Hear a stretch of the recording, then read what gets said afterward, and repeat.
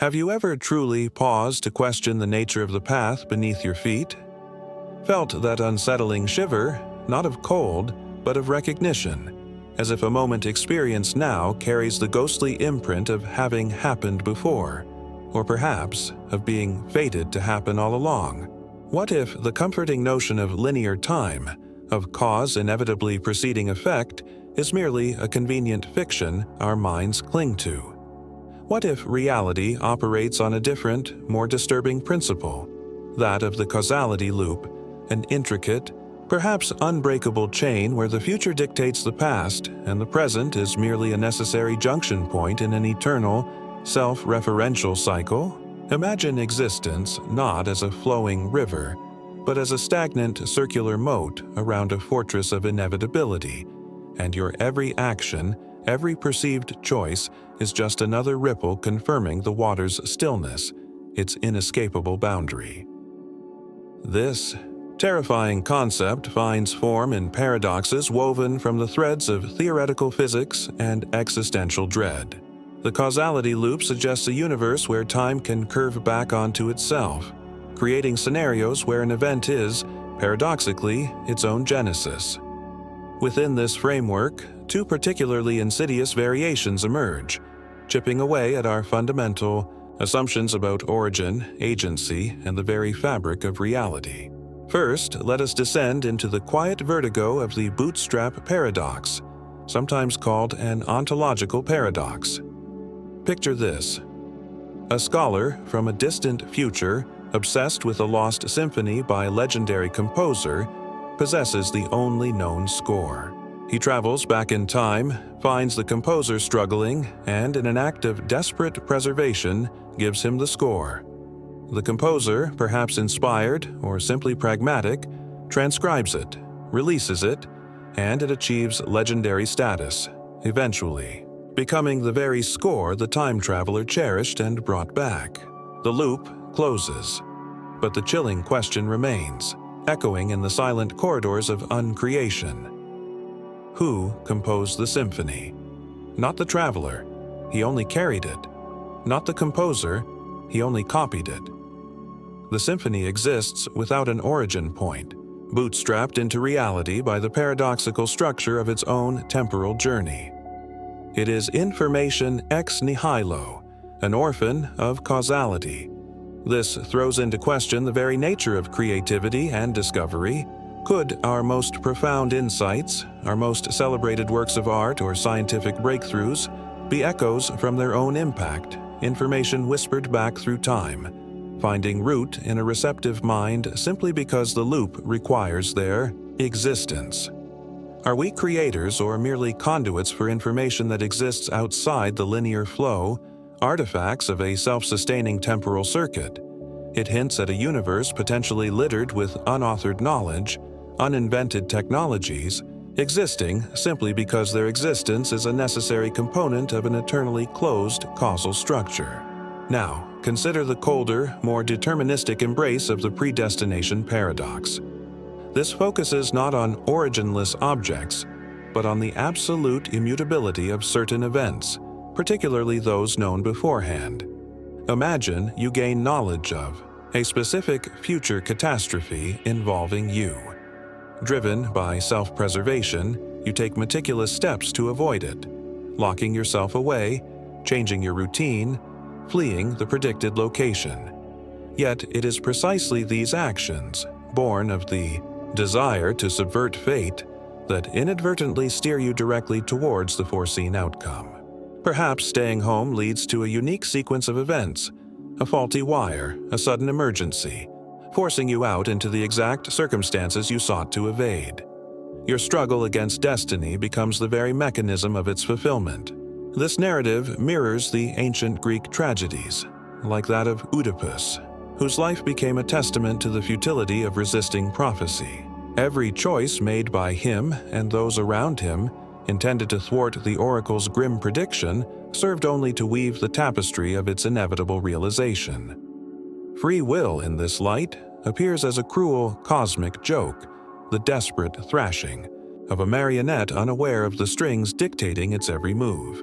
This resonates deeply with hard deterministic philosophies, suggesting that every event is the necessary result of antecedent causes. Pierre-Simon Laplace envisioned an intellect vast enough, his demon, to know the precise state of every particle in the universe. For such an intellect, he argued, nothing would be uncertain, and the future, as the past, would be present to its eyes. In such a universe, causality loops aren't paradoxes but inherent features. If future event B is necessary for present state A, which includes knowledge of B, then any attempt to prevent B is already part of the causal chain ensuring B happens. Your choices are not forks in the road, but predetermined steps along a single, unalterable path. This line of thought finds a powerful, albeit different, echo in Friedrich Nietzsche's concept of the eternal recurrence. He challenged us to confront the ultimate test of affirmation through a haunting thought experiment. He asks us to imagine a demon revealing the truth of our existence. This life, as you now live it and have lived it, you will have to live once more and innumerable times more, and there will be nothing new in it, but every pain and every joy. And every thought and sigh and everything unutterably small or great in your life will have to return to you, all in the same succession and sequence. Nietzsche's challenge isn't about altering the loop, but about our reaction to its inescapable nature. Could you embrace this eternal repetition, finding value not despite but because of the predetermined cycle, achieving amor fati, the love of one's fate? The weight of this idea is immense, suggesting that every fleeting moment carries the burden of infinite repetition, magnifying the significance of our attitude towards our inescapable reality.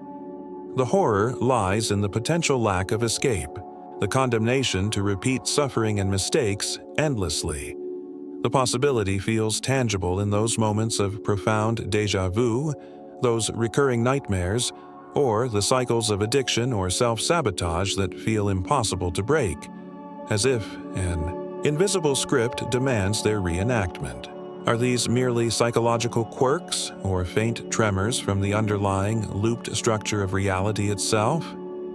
Think about the times you felt utterly stuck, watching yourself make the same errors, powerless against ingrained habits or external circumstances. This feeling of cosmic impotence, of being swept along by currents beyond your control.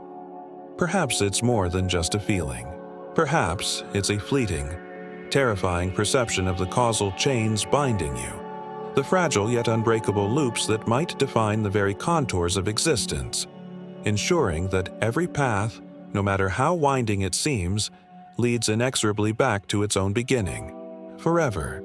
Have you ever held an object, perhaps an old photograph, a worn tool, or even just encountered a piece of information and felt a profound, unsettling sense of displacement?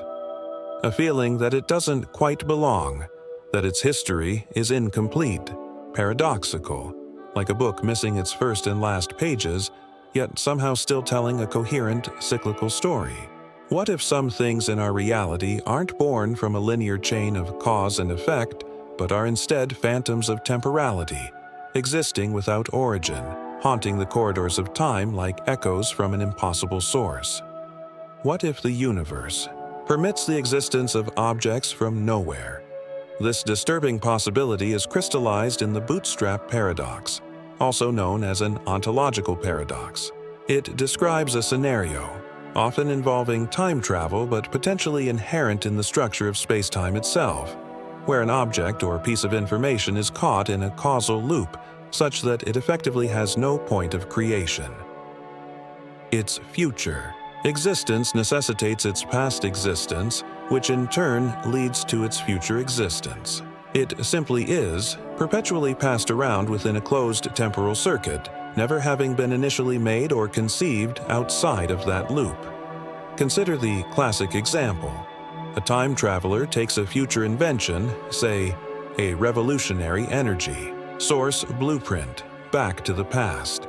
A past inventor finds it, builds the device, which becomes the foundation for future technology, eventually leading to the blueprint the traveler took back. Where did the blueprint originate? Who designed it? The answer is a chilling void. Nowhere and no one. It exists solely because the loop exists. It is an ontological orphan, a self-caused artifact haunting the timeline. This paradox fundamentally challenges our deepest intuitions about reality. We assume everything comes from somewhere, that every effect has a preceding cause, that creation requires a creator. The bootstrap paradox suggests this assumption might be tragically naive, a comforting simplification of a universe potentially far stranger and less rational than we imagine. It implies that information, complex ordered systems, even physical matter, might be able to manifest within reality not through a process of generation, but through the sheer geometric necessity of a self-consistent, closed temporal curve. Think of the implications. Are legendary artifacts, whose origins are shrouded in myth and defy historical explanation, merely misinterpretations of the past? Or could some be genuine bootstrap objects, tangible ghosts ripped from a causal loop? Could certain fundamental constants of nature, or even complex biological structures, be information loops, existing in their specific configuration because that configuration is necessary for the universe, and thus the loop, to exist as it does? It forces us to confront the possibility that parts of our reality might be fundamentally a causal, existing without a why rooted in linear progression, mocking our attempts to trace everything back to a single origin point. The universe might contain elements that are, in essence, informational perpetual motion machines, cycling endlessly through time. This concept resonates with a deep existential unease, the feeling of encountering something truly alien, not necessarily from another world, but from outside the expected flow of causality itself. It's the subtle horror hinted at in surrealist art or absurdist philosophy. The confrontation with an object or situation that fundamentally breaks the rules of expected reality, forcing a terrifying reevaluation of those rules. We might look for a rational explanation, a hidden cause, but the paradox whispers that sometimes there isn't one. The object simply is, a fixed point in a looping structure, defying our need for linear narratives. Imagine the psychological weight of truly accepting this possibility. It's not just about physical objects. It could apply to ideas, complex theories, even deeply ingrained cultural narratives or beliefs.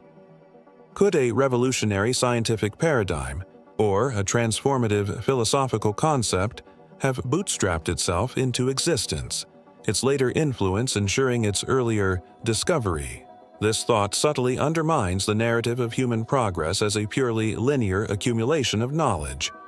It suggests leaks in the timeline, where information isn't necessarily generated but might simply appear, fully formed, because the loop demands it, as one might reflect in the face of such temporal uncanniness. The universe occasionally leaves orphans on the doorstep of time, objects whispering of cycles, mocking our linear delusions, their very existence a testament to the limits of our understanding. This synthesized sentiment captures the chilling essence. Reality itself might contain elements that mock our desire for neat, causal explanations. And where does this leave us in our quiet contemplation, drifting towards the edge of sleep? It leaves us questioning the solidity of the world around us. Look at the screen you're watching, the device playing this sound. Its components were manufactured, designed, following clear causal chains. But trace those chains back far enough, to the fundamental laws of physics, to the initial conditions of the universe, and certainty begins to fray. Could the very framework of reality contain such loops at its deepest levels? Consider those moments of inexplicable insight, a sudden complex understanding arriving seemingly fully formed in your mind. We call it intuition, inspiration. But could it, just possibly, be the whisper of bootstrapped information finding its anchor point? Think of the strange persistence of certain myths or archetypes across disconnected cultures and centuries. Could they be informational loops, self-perpetuating narratives embedded within the human psyche or the timeline itself. Or consider the eerie feeling of profound familiarity with a piece of music you've never heard, or a place you've never visited. Perhaps these are not just tricks of memory, but fleeting recognitions of elements caught within a temporal cycle, their paradoxical existence bleeding through into our conscious awareness. The object from nowhere isn't just a theoretical curiosity. It's a symbol of the potentially deep irrationality lurking beneath the surface of the seemingly orderly cosmos. It haunts us with the possibility that reality might not be grounded in a firm beginning, but might instead be built, in part, upon paradoxes, on ghosts of information, on artifacts eternally circling within the vast, silent ocean of time, their origin forever lost because it never truly existed. Do you ever get that chilling sensation, right after making a significant choice, that you haven't actually changed anything fundamental? That feeling that despite your careful deliberation, your passionate resolve, you're still somehow hurtling towards an outcome that was waiting for you all along, perhaps with a cold, indifferent smirk? What if the universe operates with a kind of predetermined script, and our cherished free will is merely the ad-libbing of an actor who doesn't realize every improvisation leads inevitably back to the playwright's intended, unalterable final scene? What if fate doesn't just wait patiently but actively mocks our struggles, finding a dark amusement in our belief that we can actually steer the ship against its irresistible current?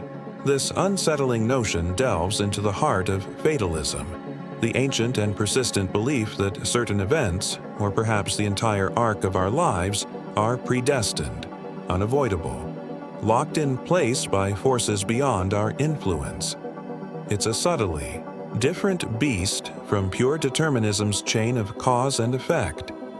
Fatalism often emphasizes the destination over the path, suggesting that regardless of the twists and turns we take, the end point remains stubbornly fixed. Our choices, in this bleak view, become hollow gestures, mere performances of agency that ultimately signify nothing against the backdrop of inevitability. It evokes the chilling logic of the predestination paradox. Attempting to avert a known future only ensures its arrival. The actions born from the desire for freedom become the very shackles that bind us to our destiny. It's the cosmic equivalent of struggling in quicksand. The more desperately you fight, the faster you sink, pulled down by the very efforts meant to save you. This dread is deeply woven into the tapestry of human mythology and philosophy. Recall the tragic arc of Oedipus, whose every attempt to outrun the oracle's prophecy, fleeing his supposed parents, solving the Sphinx's riddle, ascending to the throne, served only to fulfill it with horrifying precision. Consider the plight of Cassandra, blessed and cursed with foresight, doomed to watch helplessly as Troy falls, her accurate warnings dismissed as madness. These narratives aren't just archaic tales. They are potent metaphors for the paralyzing fear that our lives might be governed by an unchangeable script, that our struggles are ultimately futile. While philosophies like Stoicism encourage accepting what we cannot control and finding freedom in our inner response, fatalism paints this acceptance with a darker shade. It's not resilience, it's resignation. It's not finding peace, it's recognizing the bars of our existential cage. The thought that our most heartfelt efforts, our moments of perceived triumph over circumstance, might be nothing more than pre-programmed fluctuations in a grand, unfeeling design is profoundly disturbing. Think of Pierre-Simon Laplace's hypothetical demon, an intellect capable of perceiving the exact state of the universe at one moment. To such an entity, the entire future would unfold with the same certainty as the past, rendering human choice a mere illusion, a predictable twitch in the cosmic machinery. Our striving, our hopes, our despairs, all just noise within a system, grinding inexorably towards its foregone conclusion. There's a chilling sentiment that captures this sense of cosmic mockery, the feeling of being toyed with by forces unseen. we strain against the chains of destiny, mistaking the rattle for the sound of freedom, while fate watches, amused by our futile struggles, knowing the links will always hold. This synthesized thought reflects the deep cynicism that arises when agency feels illusory. The sense that our belief in control is precisely what makes our eventual submission to the inevitable so darkly ironic. This abstract fear finds echoes in the frustrating realities of lived experience. Think of the person who swears off toxic relationships, only to find themselves drawn, as if by magnetic force, into yet another dynamic mirroring the ones they fled. Consider the individual who meticulously plans a career change to escape a dead end, only to encounter unforeseen obstacles that steer them back towards a similar, unfulfilling role. Or reflect on the cycles of societal problems, poverty, conflict, inequality, that persist despite generations of effort, seeming to reset themselves like some grim, cosmic default setting. Is it merely lack of willpower, flawed systems, bad luck, or could it be the faint signature of a deeper, fatalistic pattern asserting itself, ensuring that certain outcomes remain constant despite our best intentions? The emotional weight of this possibility is immense. A profound weariness, a creeping nihilism, the quiet terror of recognizing yourself as potentially a puppet dancing on strings you cannot see, let alone control. Perhaps the most insidious aspect is the thought that the moments we feel most free, most empowered, most certain of our ability to shape our future are precisely the moments when fate's hand is guiding us most deftly, using our own desires as the reins to lead us exactly where we were always meant to end up. The universe doesn't need to shout its decrees. It simply arranges the stage so that our free choices inevitably lead us to the designated exit. What if you held the key, not just to memory, but to time itself? The temptation whispers, doesn't it? A seductive promise to walk familiar streets long crumbled to dust, to unsay the words that shattered a bond, to witness the dawn of history or the twilight of stars, to sculpt reality, fixing its flaws, erasing its pains. A playground for the omnipotent observer, the ultimate reviser. But tread carefully into this fantasy. What if this playground is laced with hidden snares, and the key unlocks not freedom, but a cage of paradox from which there is no escape? What if tampering with the temporal stream isn't a right, but a transgression, inviting consequences that dwarf the initial desire? Is time travel the ultimate forbidden knowledge? A power that inevitably consumes the user, revealing itself not as a playground, but as the most intricate and fatal trap imaginable. The dream dissolves under the cold light of logical impossibilities, the paradoxes that coil like serpents around the concept. Most famously, the grandfather paradox. Journey to the past, eliminate your ancestor, and you cease to exist. But without your existence, the journey never happens. The ancestor survives, you are born, enabling the journey. It's a loop of self-negation, a temporal short circuit threatening ontological annihilation. Does reality simply forbid such inconsistencies, snapping the timeline back, or does it erase the meddler like a cosmic error message? Or perhaps the universe enforces its narrative through the suffocating embrace of the predestination paradox. Your very presence in the past, your attempts to alter events, become the reasons those events happened exactly as they did. You strive to prevent a tragedy, only to discover your actions were the catalyst, your foreknowledge a cruel joke played by an immutable script. You become fate's unwitting, perhaps unwilling instrument, forever trapped in reinforcing the history you desperately sought to rewrite. Freedom becomes the illusion painted on the walls of your inescapable temporal cell. Consider also the subtle poison of the bootstrap paradox when applied to intervention. Bringing future insights or technologies back might seem benevolent, but could irrevocably alter the course of civilization, creating unforeseen dependencies, accelerating conflicts or even erasing the very future timeline from which you came. Like introducing a foreign species into a balanced ecosystem, your well-intentioned act could trigger cascading failures, unraveling the delicate causal web in ways impossible to predict or control. The desire to fix becomes an act of profound arrogance, gambling with the structure of existence itself. Some theories invoking closed time-like curves, CTCs, hypothetical pathways through space-time permitted by general relativity, suggest paradoxes might be naturally averted. The universe might possess a self-consistency principle, subtly preventing actions that would lead to contradiction. However, this safety mechanism could manifest as the bleakness of predestination, rendering your journey impotent, reducing you to a mere phantom, incapable of leaving any significant mark, forever observing a past that refuses to yield.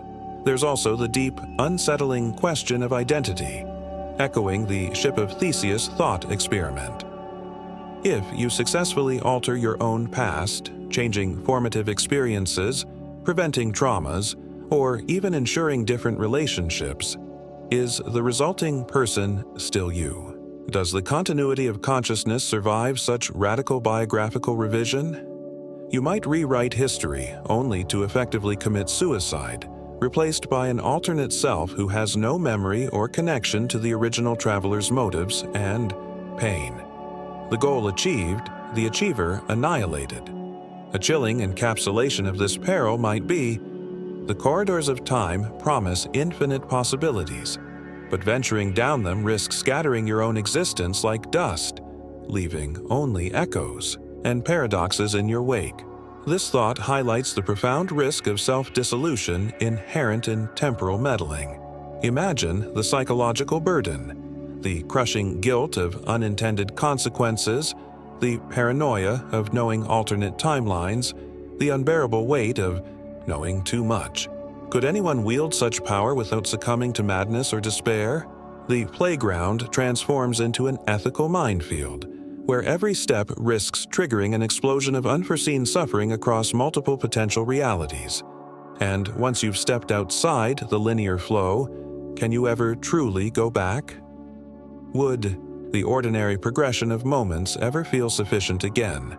Or would you be perpetually haunted by the ghosts of what might have been, tormented by the knowledge of divergences, forever feeling like an exile from the simple stream of now? Time travel might offer the ultimate escape, but it could also be the ultimate exile, stranding the traveler in a lonely, incomprehensible labyrinth between realities, forever yearning for a lost sense of causal certainty. Consider the simple act of reaching out your hand. You perceive movement, a smooth traversal through space, a journey from point A to point B. It feels utterly real, undeniable, the very definition of dynamism.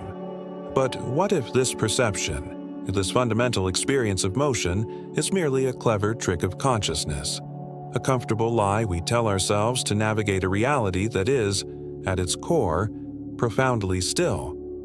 What if the universe in its truest form is static, unchanging, and the flow of time and movement are just illusions painted onto the canvas of our awareness, hiding a terrifying, motionless void? This deeply counterintuitive idea echoes through millennia of philosophical thought, finding its sharpest early expression in the paradoxes attributed to the ancient Greek philosopher Zeno of Elea. Zeno, defending his teacher Parmenides' assertion that all reality is a single, unchanging unity, constructed arguments designed to demonstrate the inherent contradictions in the concept of motion. Consider his famous paradox of the arrow.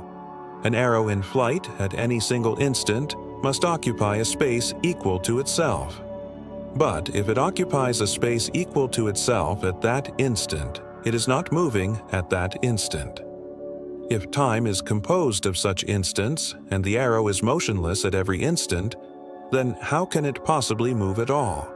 Similarly, Achilles, the swift runner, can logically never overtake a slow tortoise given a head start, because to reach the tortoise's starting point, the tortoise will have moved slightly further ahead. Achilles must then reach that new point, by which time the tortoise has advanced again, ad infinitum.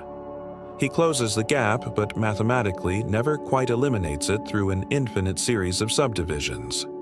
While seemingly sophistry, Zeno's paradoxes highlight a profound logical tension, reconciling the continuous experience of motion with the conception of space and time, potentially composed of discrete, infinitely divisible points or instants.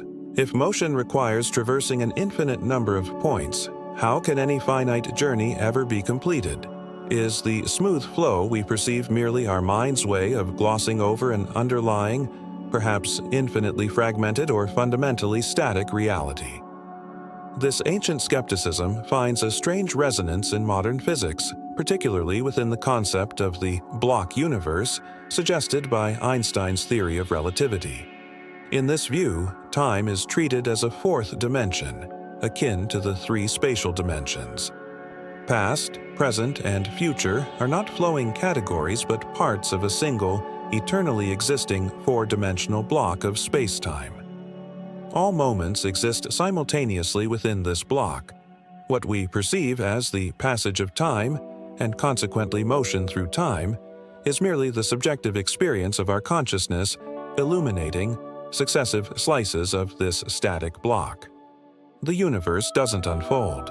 Our awareness simply traverses a pre-existing, unchanging structure. Motion, in this framework, isn't an object actually traveling through space over time, but rather the object existing at different spatial locations at different times, different coordinates, within the static block. Our perception strings these static instances together to create the illusion of flow, like viewing individual frames of a film reel fast enough to perceive smooth movement. The implications are profoundly unsettling. If motion is illusory, what does that mean for change itself? Is growth, decay, progress, learning, are all these fundamental aspects of existence also just tricks of perspective within an unchanging whole? Does this view inevitably lead back to a form of fatalism, where the entire cosmic film is already complete, and our journey through it is merely watching scenes that were always there? It strips away the dynamism we associate with life, replacing it with a vast, silent, motionless expanse where everything that ever was or will be simply is. One might capture this chilling stillness with the thought, we perceive the universe as a river, ever flowing, yet perhaps it is truly a frozen ocean, and our consciousness merely a flickering candle flame drifting across its surface, mistaking its own passage for the movement of the ice. This encapsulates the idea of subjective awareness creating the illusion of dynamism within an inherently static reality. Reflect on this stillness. Consider the moments of intense focus or deep meditation where the frantic pace of the world seems to slow, where the boundary between moments blurs. Could these glimpses be closer to the underlying truth? Think about memory. Accessing the past doesn't require traveling back. The information simply exists, accessible now. Could the future exist in a similar state, fixed and accessible only to our forward-moving consciousness? The feeling that life is rushing by, the sense of urgency, the perception of distance covered, all these could be artifacts of our limited perception, clever neurological processes designed to make sense of and function within a reality whose true nature is static immutability. The comfortable lie of motion allows us to plan, act, strive, to believe in cause and effect playing out over time. But beneath that comforting narrative might lie the unnerving truth of Parmenidean oneness, a single, unchanging reality where all perceived movement is just a flickering shadow play on the cave wall of our minds. Have you ever stared intently into a mirror, perhaps late at night, and felt a sudden, chilling disconnect? A fleeting moment where the face staring back seems subtly unfamiliar, a stranger inhabiting your skin? Or looked at a photograph of your younger self, recalling the memories, yet feeling an unbridgeable gulf between the person you were then and the consciousness peering out now? What if this isn't mere nostalgia or fatigue, but a glimpse into a fundamental, unsettling truth? That the stable, continuous you take for granted is an illusion, constantly dissolving and reforming, slipping through your grasp like fine dry sand. What if personal identity isn't a solid rock, but a fleeting pattern in the dunes, forever shifted by the winds of time and experience? This deep unease probes the philosophical puzzle of personal identity over time.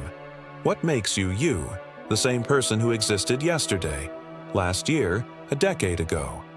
The question seems simple, yet unravels under scrutiny. Our bodies are in constant flux. Scientists estimate that most of our cells are replaced over a period of roughly 7 years. Are you the same person when nearly every physical component has changed? If not, at what point did the original you cease to exist? This problem is ancient, famously crystallized in the paradox of the ship of Theseus. If the hero, Theseus's ship, has every single plank, nail, and sail gradually replaced over time, is it still the same ship upon completion? If the old planks were gathered and reassembled, which vessel is the true ship of Theseus? Apply this to yourself, a constantly rebuilt biological machine. Where does the sameness reside? Some propose memory as the anchor, the chain linking past and present selves. But memory is notoriously fallible, subjective, prone to distortion and decay. We forget vast swathes of our lives, confabulate details, and reinterpret past events through the lens of current beliefs and emotions. If your memories change or significantly fade, does your identity erode along with them? The Scottish philosopher David Hume argued forcefully against the existence of a persistent, unified self. Introspecting, Hume claimed, reveals no single, enduring I. Instead, we find only a constant stream, a bundle or collection of disparate perceptions, thoughts, feelings, sensations, succeeding each other with immense rapidity. For my part, Hume wrote in A Treatise of Human Nature, "When I enter most intimately into what I call myself, I always stumble on some particular perception or other, of heat or cold, light or shade, love or hatred, pain or pleasure. I never can catch myself at any time without a perception, and never can observe anything but the perception." He concluded that the self is nothing more than this fleeting bundle, and our belief in a stable identity is a fiction born from the mind's tendency to find coherence where there is only rapid succession. The self is like the stage of a theater where perceptions appear, but there is no underlying theater owner, no unchanging entity watching the show. This reductionist view is profoundly unsettling. It suggests we are more like transient whirlpools in a river than solid boulders resisting the current. The contemporary philosopher Derek Parfit further explored these ideas, suggesting that what matters isn't strict identity, but rather psychological continuity, overlapping chains of memory, intention, and character traits. However, even this continuity isn't absolute. It can degrade, branch, as in hypothetical brain fission cases, or change dramatically. Parfit argued that identity isn't an all-or-nothing affair, but a matter of degree. You might be more continuous with yourself of yesterday than yourself of 20 years ago. This dissolves the notion of a single, indivisible me persisting through time, replacing it with a more fluid, less defined concept of psychological connectedness, which can fray and weaken. Consider the real-life implications. Think about profound life changes, surviving trauma, falling deeply in love, suffering a great loss, undergoing a religious conversion. Don't these experiences fundamentally alter who we are, sometimes making our past selves feel like distant strangers? Reflect on the terrifying reality of neurodegenerative diseases like Alzheimer's, where the connections forming memory and personality literally disintegrate. We witness identity itself dissolve, leaving behind a loved one who is physically present but psychologically absent, a devastating testament to the fragility of the self anchored in brain function. Even subtle daily changes accumulate. Your beliefs shift, your tastes evolve, your priorities rearrange. Over years, these increments create a person who might hold entirely different values or perspectives from their younger self. Which one is the real you? The question implies a core that perhaps never existed. A synthesized thought capturing this sense of dissolution might be, we are narratives written on water, coherent only in fleeting moments, constantly rewritten by experience until the final chapter dissolves back into the unreadable depths. It emphasizes the ephemeral, narrative-like quality of the self, lacking ultimate substance. Have you ever looked up at the star-dusted abyss on a clear, moonless night and felt utterly, terrifyingly small? Not just physically insignificant, but existentially adrift. Consider the complex symphony playing out behind your eyes right now. Thoughts, feelings, memories, this very awareness listening to my voice. Where did this intricate inner world come from? What grand purpose does it serve in the silent, sprawling emptiness of the cosmos? What if the answer is the most chilling one imaginable? That your mind, this precious spark of subjective experience, is nothing more than a random fluctuation, a temporary, complex chemical reaction on a speck of dust adrift in an indifferent void? A beautiful, intricate, utterly accidental, and ultimately lonely anomaly? This perspective emerges from the cold calculus of scientific materialism and the philosophical vertigo of existentialism.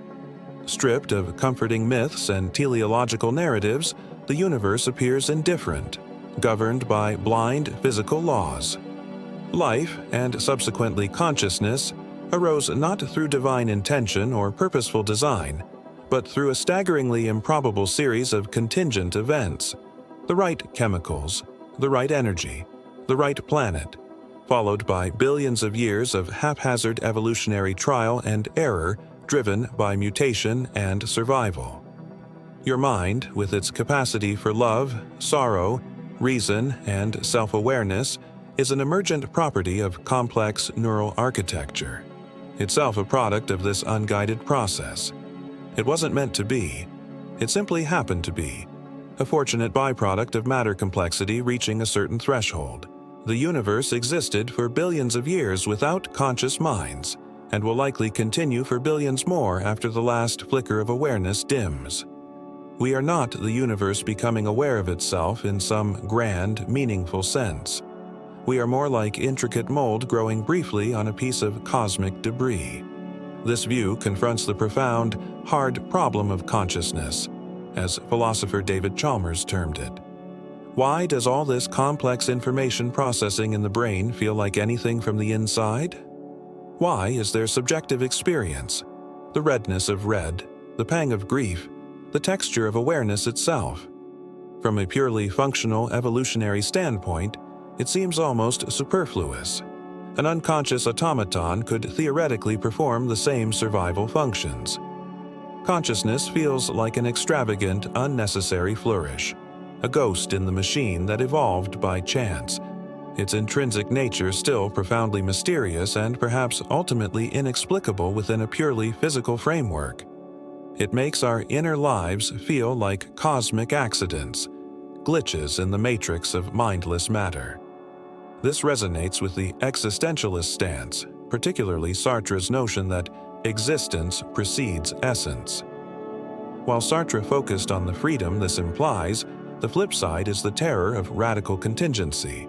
We exist first, accidentally, without a predetermined purpose or nature, cast into a world devoid of inherent meaning. Our essence, our meaning, is something we must attempt to construct against the backdrop of this fundamental groundlessness, this cosmic indifference.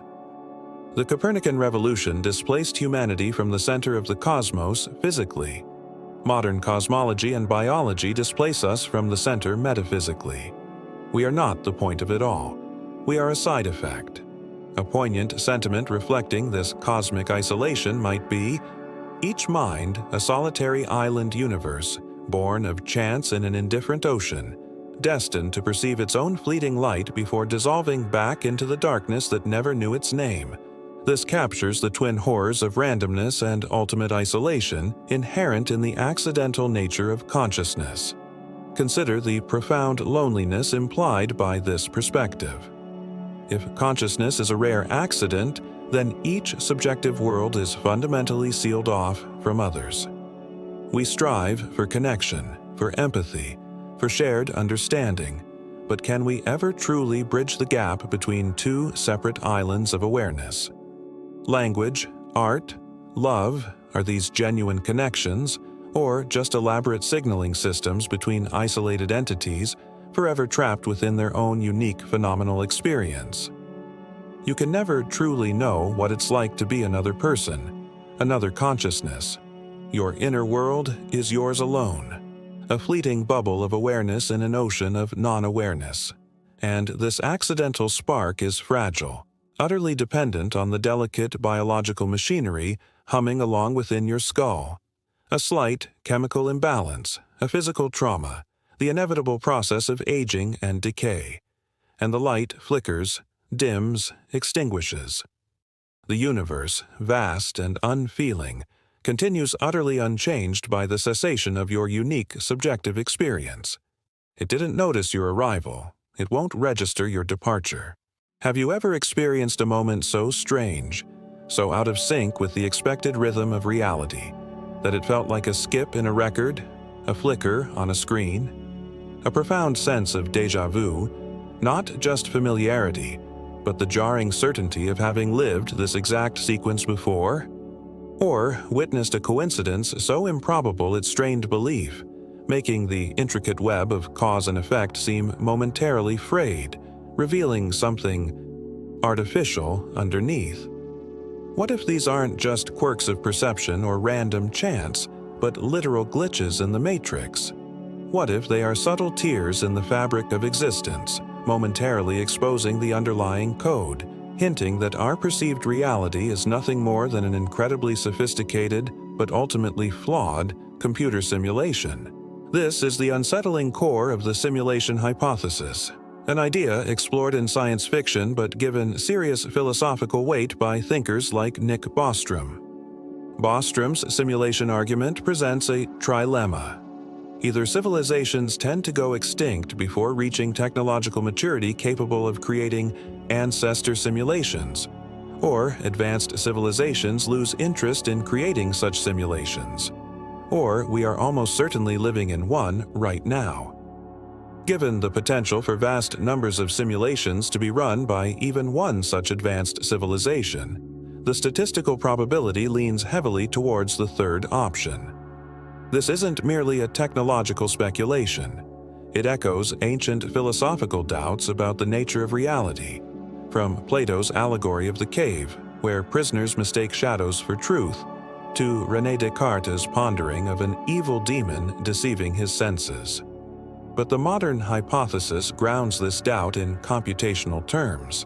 Our universe, with its seemingly fundamental laws, particles, and forces, could be the programmed physics engine of a simulated reality, and like any complex software, it might occasionally exhibit bugs, artifacts, or limitations. What might these glitches look like? Consider the bizarre phenomena of quantum mechanics.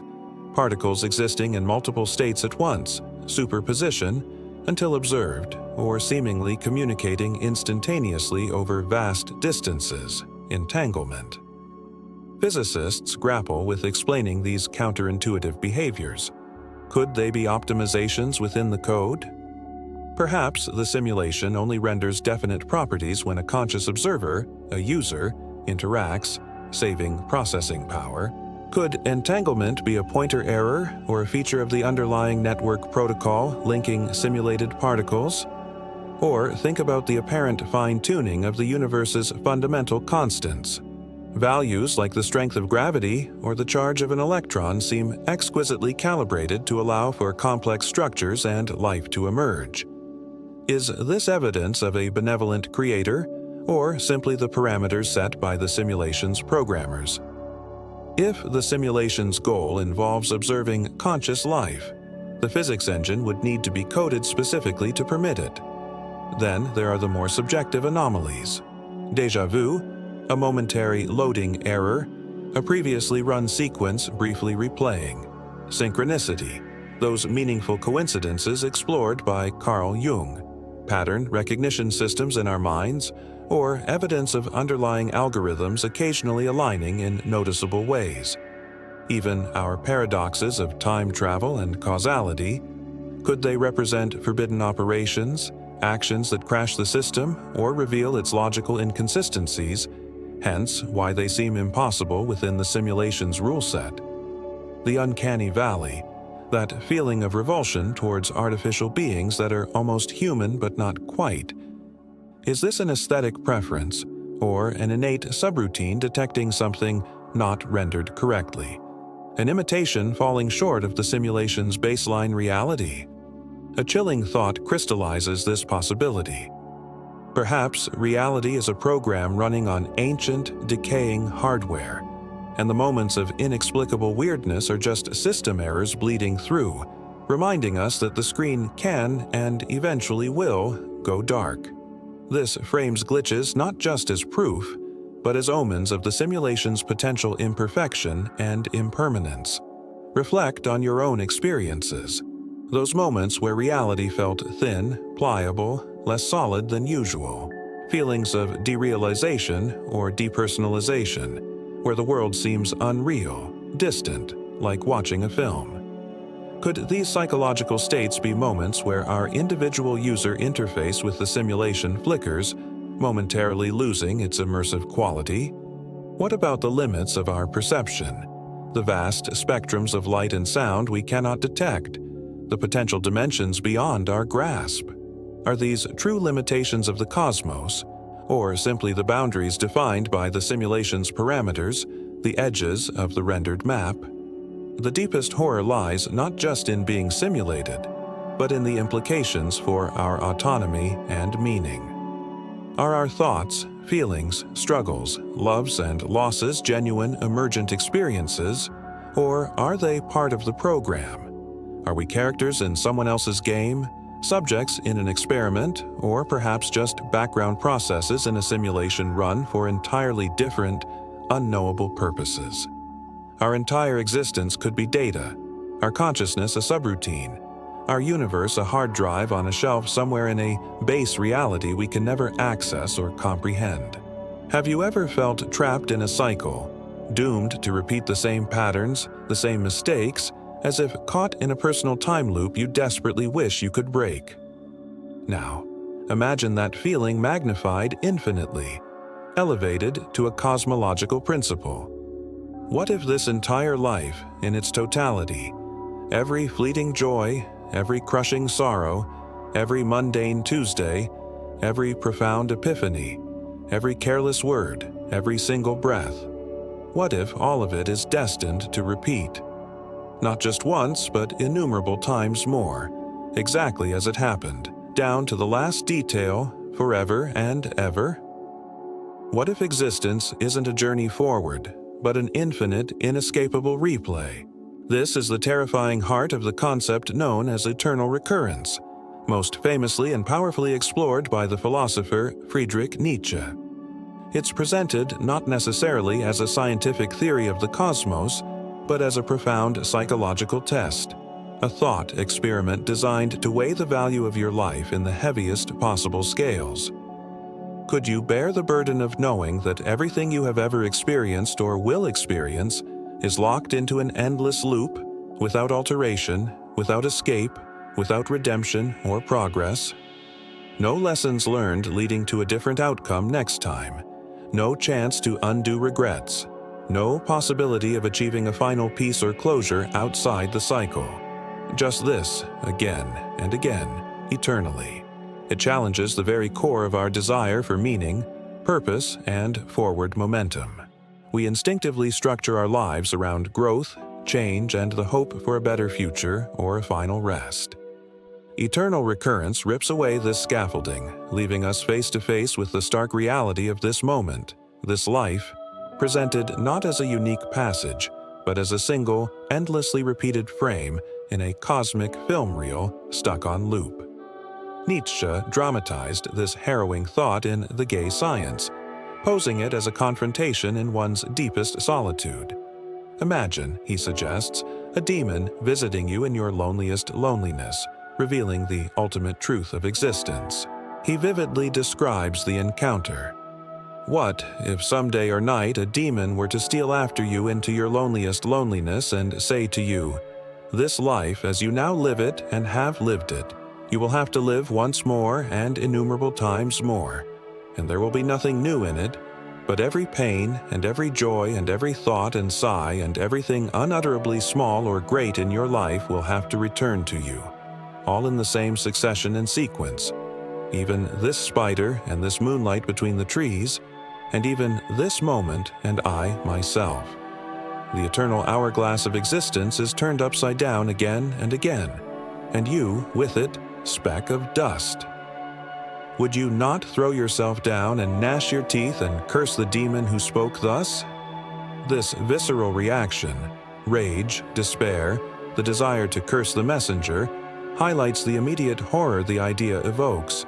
It feels like a condemnation, the ultimate prison sentence where the bars are forged from time itself. But Nietzsche poses an alternative reaction, the ultimate affirmation.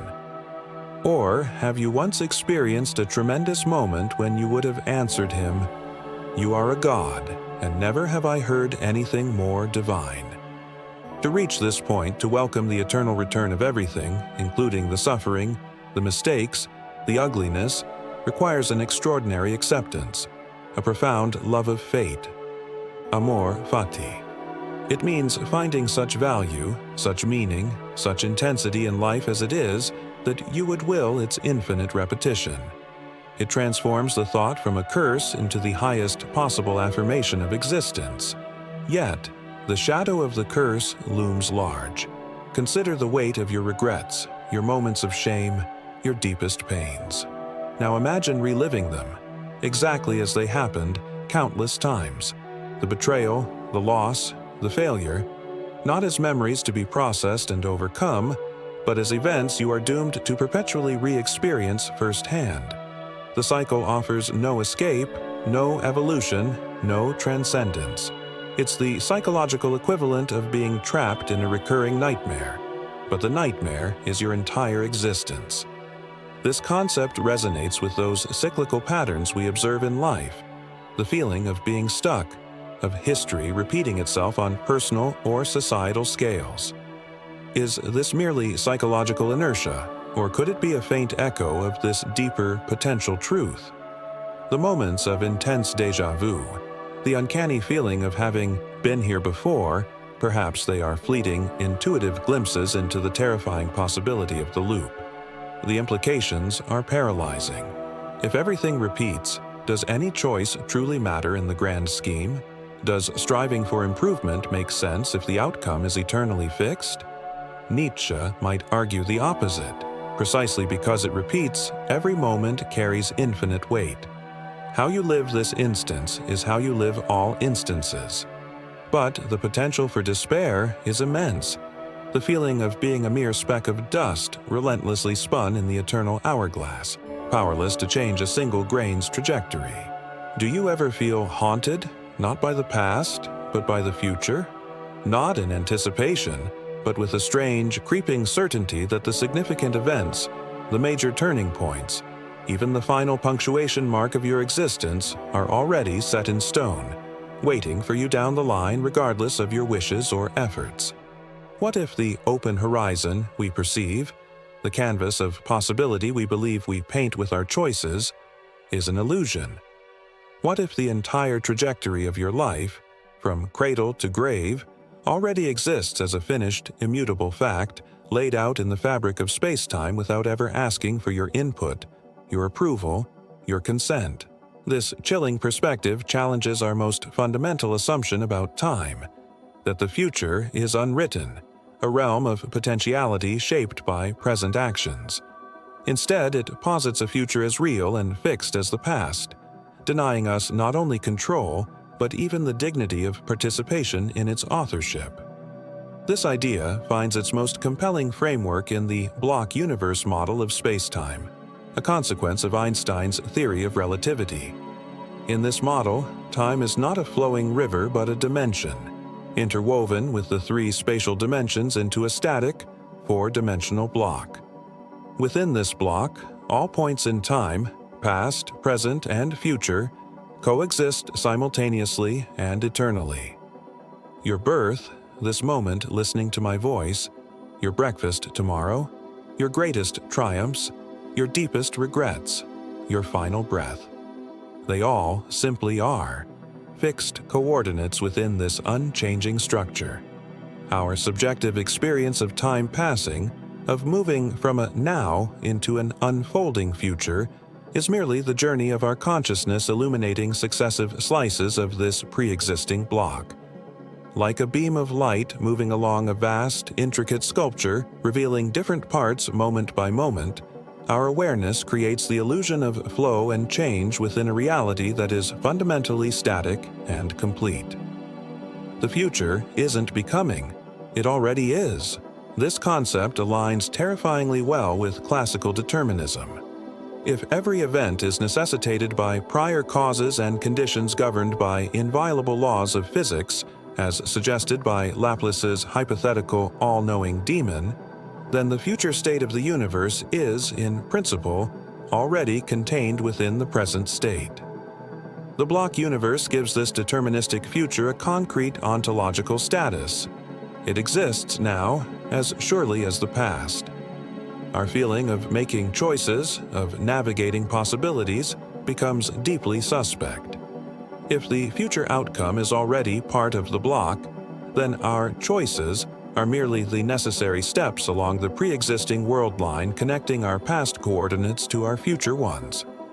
We are not forging a path. We are tracing one that was already laid out. Free will, in this context, evaporates into the mist of subjective illusion, the feeling of agency masking our role as mere passengers on a ride whose destination was determined before we even boarded. Think about the implications. Every struggle, every decision agonized over, every hope cherished for a different outcome. All potentially meaningless theater played out against the backdrop of a fixed script. The universe doesn't care about your plans, your desires, your consent. The future unfolded, in a sense, at the very beginning, contained within the initial conditions and the governing laws. We are just experiencing the playback. A sentiment capturing this profound lack of agency might be, we navigate the present, believing we steer towards an open horizon, unaware the destination was etched in space-time aeons before our birth, our journey merely tracing lines drawn without our permission.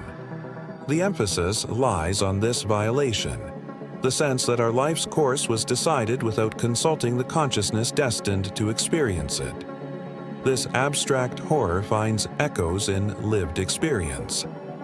Consider those moments of uncanny foresight, not as psychic phenomena, but perhaps as fleeting recognitions of the pre-existing structure. Think of the feeling of inevitability surrounding certain major life events, meeting a particular person, falling into a specific career, experiencing a certain loss, as if external forces conspired to ensure that outcome, regardless of your attempts to swerve. Reflect on looking back at your life and seeing a chain of events that seems, in hindsight, almost perfectly orchestrated, leading inexorably to the present moment. Was that apparent inevitability truly constructed after the fact by your narrative-seeking mind, or was it a glimpse of the actual, rigid structure you traversed? The feeling of being railroaded by life, of your carefully laid plans dissolving as circumstances push you towards an unwanted but seemingly inescapable future. Perhaps this isn't just bad luck or lack of control, but the block universe asserting its predetermined geometry against your futile resistance. The future happened. You just haven't caught up to it yet, and you had no say in its design. Have you ever been haunted by a choice?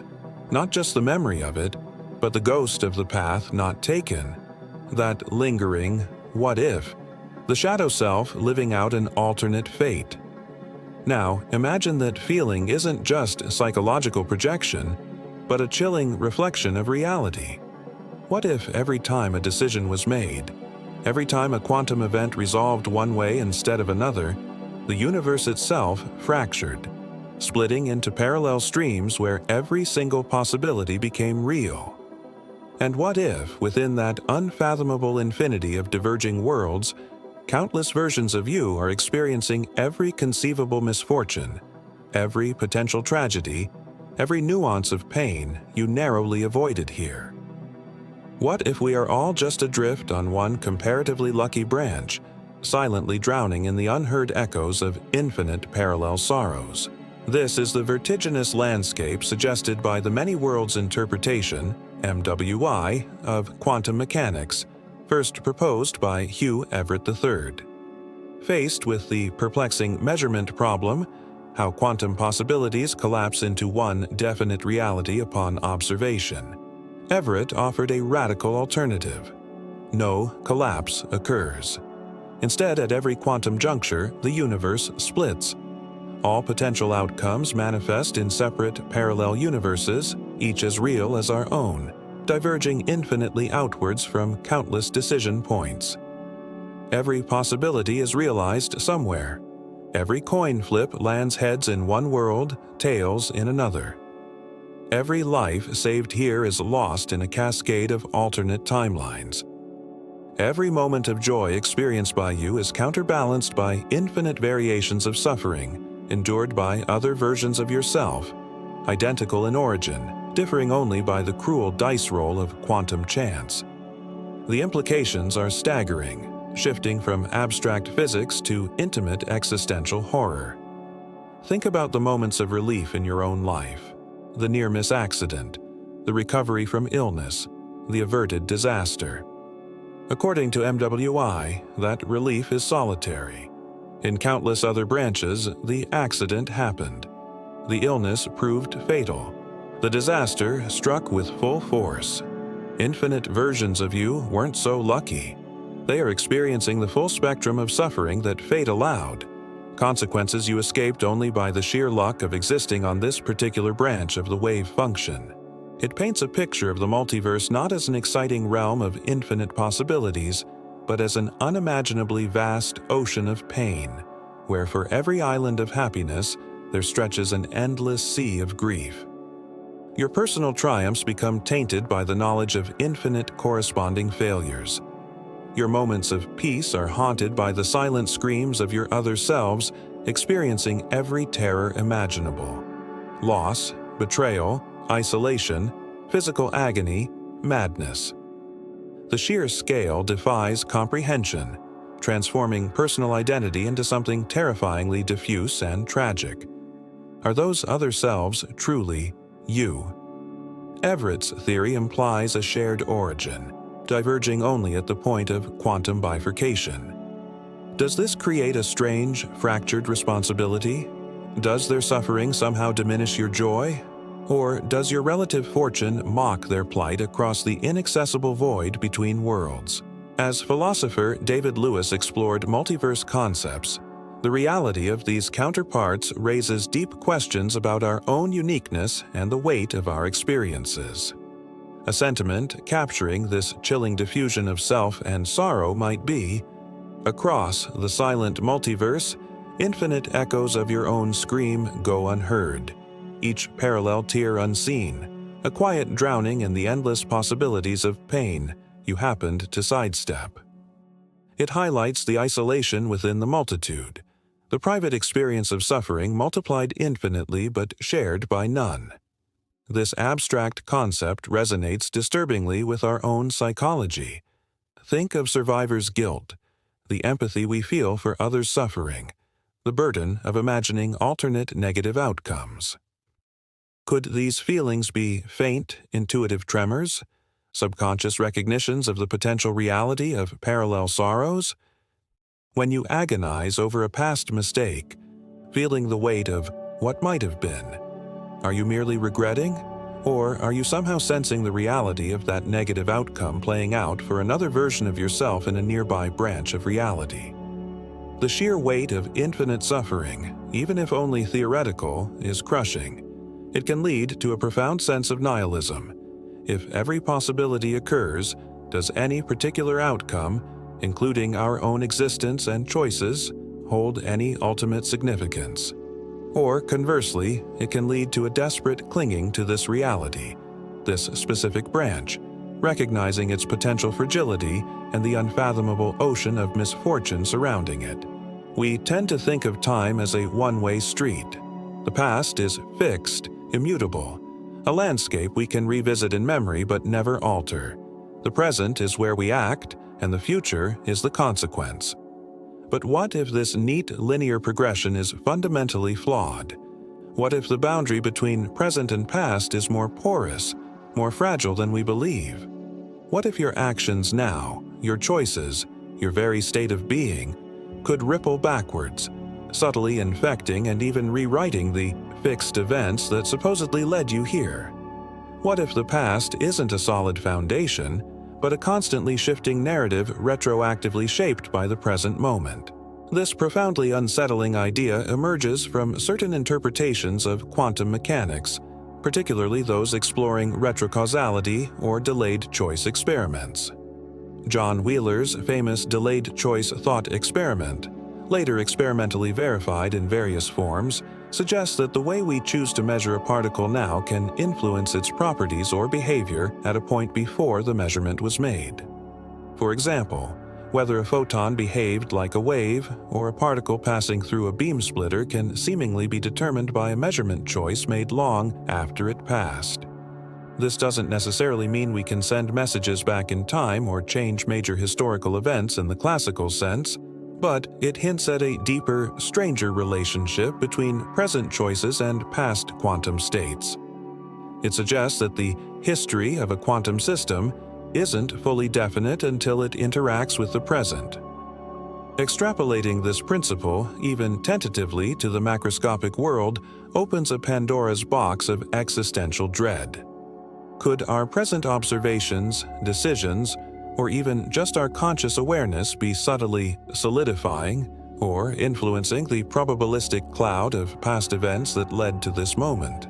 Is the past less like a recorded film and more like a quantum waveform, collapsing into a definite history only as the present unfolds and observes it? If so, the past isn't truly over. It remains subtly mutable, susceptible to infection from the future, our present. This concept turns causality on its head. Instead of the past rigidly determining the present might play an active role in shaping the past that gives rise to it. It suggests a universe where time might have a subtle loopiness, where effects can, in a quantum sense, precede their causes, or where the very definition of past is contingent on present interaction. Think about memory. We often feel our memories define us, solidifying our past. But neuroscience shows memory is a reconstructive process, not a playback. Every time we recall an event, we subtly alter it, recontextualize it through our current feelings and beliefs. Could this psychological reality mirror a deeper physical one? Is our present experience constantly, subtly rewriting the neurological and perhaps even the quantum substrate of our past moments? The philosophical implications are staggering. If the past is not fixed, what does that mean for identity, for responsibility, for history itself? If my present actions can retroactively influence the conditions that led to them, where does causality even begin? It creates a reality that feels fundamentally unstable, slippery, lacking the firm ground of objective history we rely upon. Our understanding of who we are, based on our past experiences, becomes shaky if those experiences are themselves subtly contingent on our present state. A thought capturing this temporal instability might be, we believe we stand on the firm ground of the past, looking towards the future, unaware that our present footsteps send tremors backwards, subtly reshaping the very terrain we thought was immutable. It emphasizes the hidden influence radiating backwards from the now. Consider the feeling of reinterpreting a past event completely based on new information learned in the present. A betrayal revealed, a hidden motive uncovered. The event itself hasn't changed, but its meaning, its significance, its place in your personal history is radically rewritten. Could this subjective rewriting have a subtle objective correlate in the quantum foam of space-time? What about moments where the past feels strangely uncertain, ambiguous, like conflicting memories vying for dominance? Could this be more than just forgetfulness, perhaps reflecting an underlying quantum indeterminacy in past states that haven't fully collapsed due to present interaction? The idea that our present choices have consequences not just for the future, but potentially for the very texture of the past that birthed us, adds a layer of profound, almost unbearable responsibility. It suggests we are entangled with our own history in a far deeper and more active way than we typically imagine, constantly participating in its subtle recreation moment by moment. Where is it? This elusive moment we call now. Try to grasp it, hold on to it. Focus intently on the present instant. As soon as you become aware of it, name it now. Hasn't it already slipped away, replaced by the next instant, which itself vanishes the moment you acknowledge it? What if this crucial point, the very foundation of our conscious experience, the bridge between past and future, doesn't actually exist as a stable point at all? What if now is merely an infinitely thin, durationless boundary, a fleeting ghost eternally pursued but never captured, making our entire experience of reality hang precariously on something fundamentally intangible, perhaps even illusory? This profound puzzle delves into the nature of time and consciousness. Philosophically, it echoes the challenges raised by thinkers questioning the reality of time's passage. St. Augustine famously wrestled with this in his Confessions, asking, "If the past is no longer and the future is not yet, and the present has no duration, how can time even exist? If the now is constantly perishing, shrinking to an infinitesimal point, it seems to lack the substance needed to ground our experience. It becomes less like a tangible moment and more like the knife-edge boundary between what was and what will be, a boundary with no thickness of its own. Our perception tricks us. We experience the present as having a certain duration, the specious present, as psychologist William James called it, a brief window encompassing a small chunk of time that feels immediate. We hear a melody, not just isolated notes. We see movement, not just static frames. Our consciousness seems to bind together moments that have just passed and moments that are just arriving into a cohesive sense of nowness. But this subjective experience might be just that. Subjective, a cognitive construct. The physical reality, whether viewed through classical physics or the block universe model, struggles to accommodate a privileged universal now. In the block universe, all moments exist equally. Now is just the subjective marker of our consciousness's location within the block, possessing no objective significance. Even in models with a flowing time, defining a precise, universally simultaneous now across space runs into problems due to relativity. Simultaneity is relative to the observer's frame of reference. There is no single cosmic now ticking uniformly for everyone. The now we experience is local, personal, and fundamentally fleeting. It crumbles upon inspection. By the time sensory information reaches your brain and is processed into conscious awareness, the external event that triggered it is already slightly in the past. Your perception of now is always lagging slightly behind reality. You are forever experiencing the immediate echo of what just occurred, never the instant itself. The present moment is a ghost built from the reverberations of the immediate past. Think about the feeling of time accelerating as we age, or slowing down during moments of intense crisis or boredom.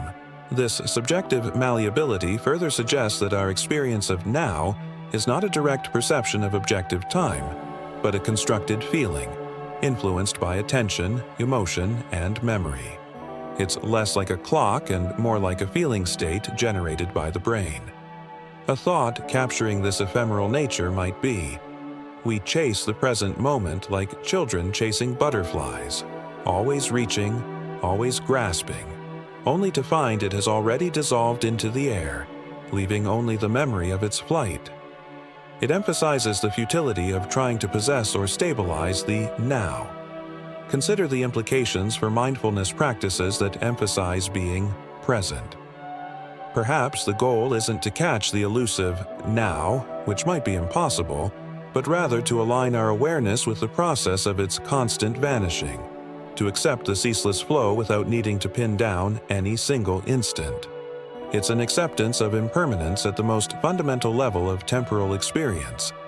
But the lack of a solid now can also induce a profound sense of groundlessness, of existential vertigo.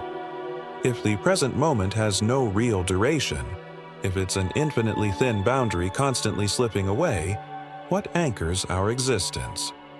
We seem to live perpetually on the edge of non-being, caught between a past that is gone and a future that is yet to materialize, balanced precariously on a point that itself barely exists. Our reality feels built on sand, or perhaps on the empty space between the grains. Have you ever argued passionately about an event you witnessed firsthand, only to find someone else who was there remembers it completely differently? Not just minor details, but the very essence, the emotional tone, the sequence of happenings? Or felt the texture of the world subtly shift based on your mood? Colors seeming duller in despair, the environment feeling menacing when anxious. What if these aren't just failures of memory or subjective interpretations, but hints of a far stranger truth? That reality itself is not a fixed, objective stage, but a pliable medium that subtly warps, bends, and perhaps even chooses its state based on the very act of being observed.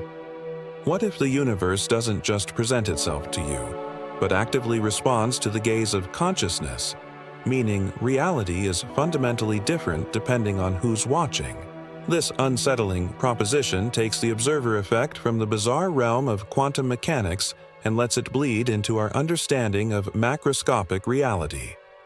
At the quantum level, the act of measuring a particle's property, like its position or spin, fundamentally influences that property. It seems the particle doesn't have a definite state until observed.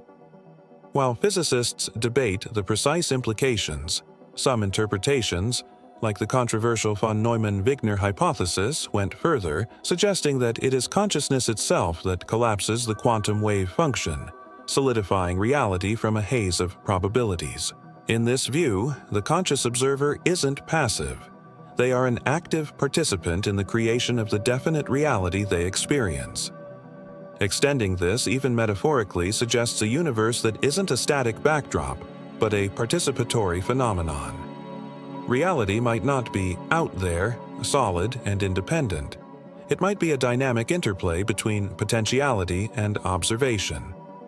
If observation influences the state of things, then different observers, with different perspectives, different sensitivities, perhaps even different underlying assumptions encoded in their consciousness, might subtly collapse reality into slightly different configurations.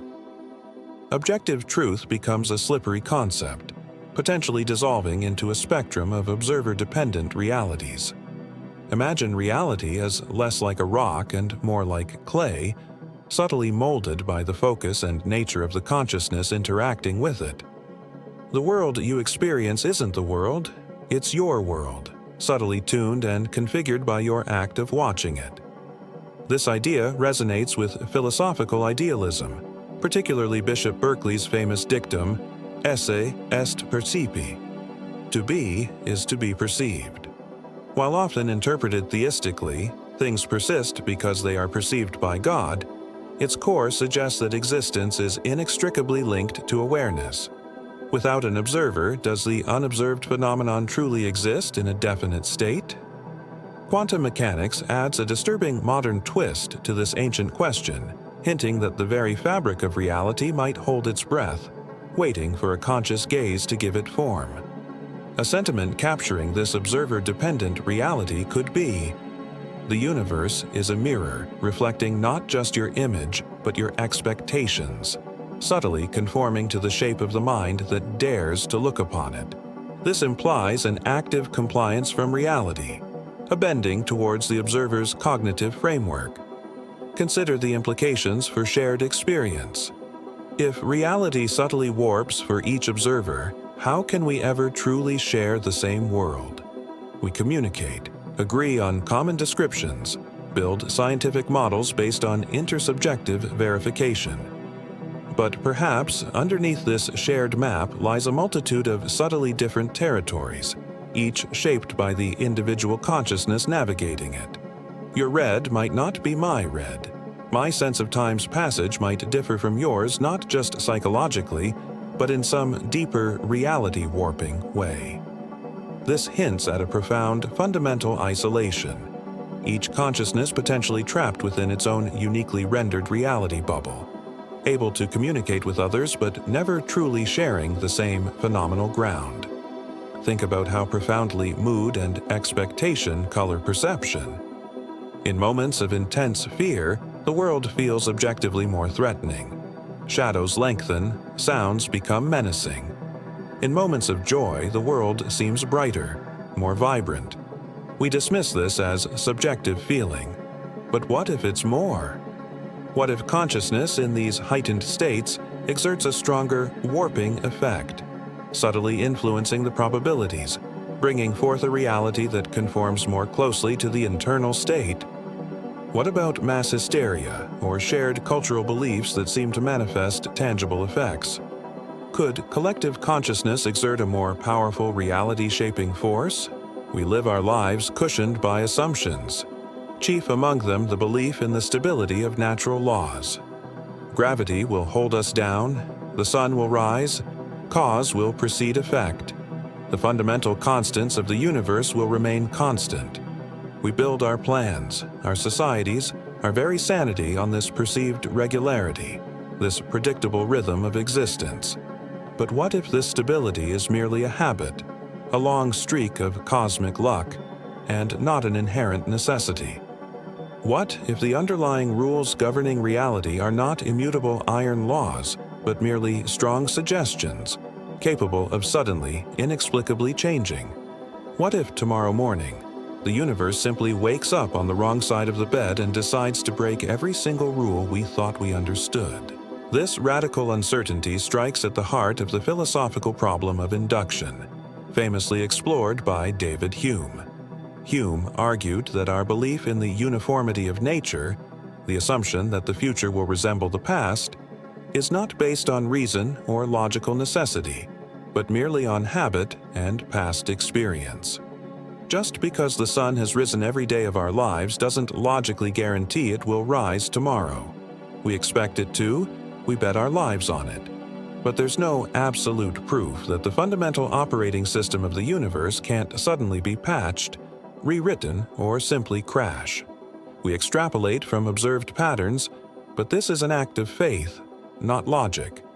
The laws of physics as we understand them might be mere local bylaws, applicable only to our particular corner of the cosmos or our specific cosmic era.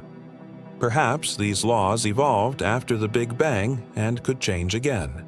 Perhaps they are emergent properties of a deeper, more chaotic substrate, and their perceived constancy is just a temporary phase. Or, leaning into the simulation hypothesis, perhaps the programmers decide to change the parameters, run a different scenario, or introduce new, unpredictable elements into the code. Imagine waking up to a world where gravity flickers, reversing momentarily, where the speed of light is no longer constant, where basic chemical reactions yield entirely different results, where cause and effect become tangled loops or simply dissolve into random correlations. The fabric of reality wouldn't just fray, it would unravel completely. Our science, our technology, our basic ability to navigate and survive would become instantly obsolete. It wouldn't be merely inconvenient. It would be the end of comprehensibility, the dawn of absolute chaos. Consider the philosophical implications. If the rules can change without notice, what basis do we have for knowledge?